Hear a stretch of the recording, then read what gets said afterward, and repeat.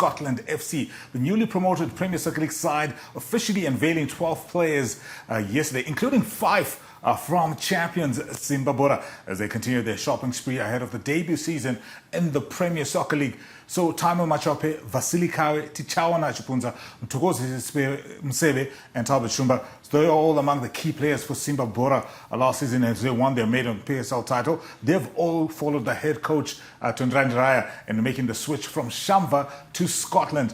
The other players who've been recruited by the ambitious Mavuko Bay side are Kevin Moyo coming in from Dynamos, Panashe Matimba Nyoka from FC Platinum, Nelson Chajga and Gareth Madake, both from Gezi Platinum Stars, Michael Tapera from Manika Diamonds, as well as Godnose Murguira and Kingsley Muremba, who have come in from the Green Machine, Caps United.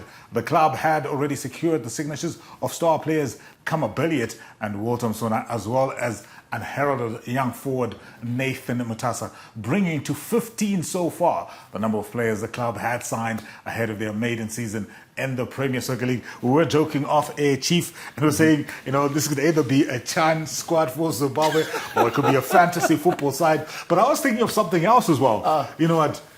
If you are a team or a coach, won't you be feeling some type of way if none of your players have been raided by Scotland? Like, what does that say about the quality of it? Because I'm looking at it, right? FC Platinum have been raided. Manika Diamonds have been raided. The champion Simba Bora have been raided. Dynamos have been raided. Caps United have been raided. Yaga have been raided. So you've been thinking like, okay, if you're ZPC, going to be like, oh wow, we're safe for now.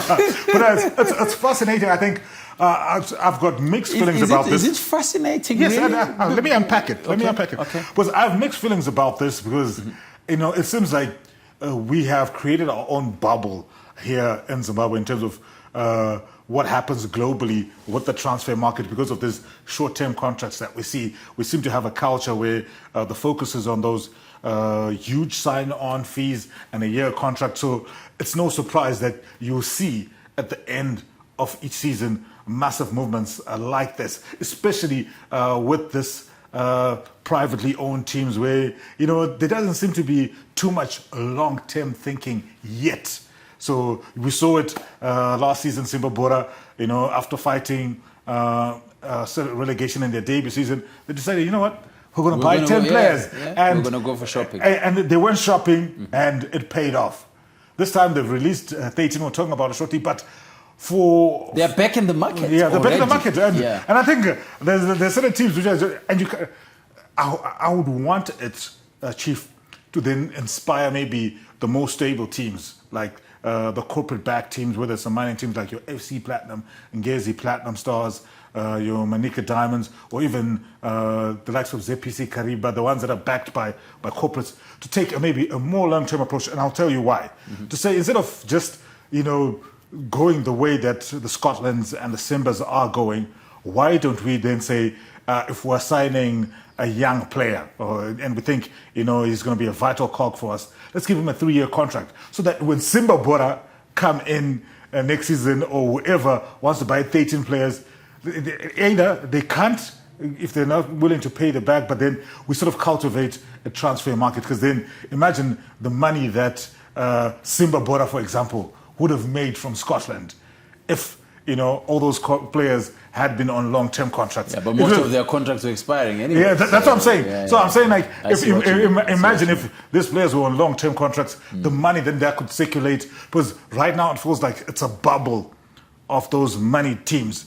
Imagine what a Dynamos or a Highlanders or some of those other teams, the traditional teams, which have been a staple of our league, could benefit from having. And it also plays against the players themselves, because they don't really benefit much. So for a player, we've been hearing that, Kama Billiard fetched about 45,000. Oh, he's denied that. But he has denied it, obviously. It could be more money. Could be less. I think it's more.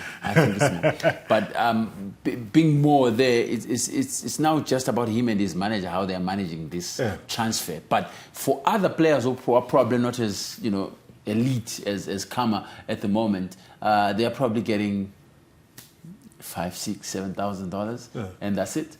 you know, and for a team like Scotland, it's easy for them to just shell out that money and get the players playing again short term, no real employment or structured plan for the players. So somebody like Talbot Shumba, they are almost, you know, reaching the end of their career shortly. You know, I mean, maybe he's got another 5-6 years playing, and then that's it. So what happens to him then in terms of stability? And then there's the issue of injuries, because if you're on a 1-year contract, you get an injury. That's it. That's it. So there's less risk for the teams, rather than the players. Yeah. Konapo Ipapo by ZTN Prime, DSTV channel 294, the place to be.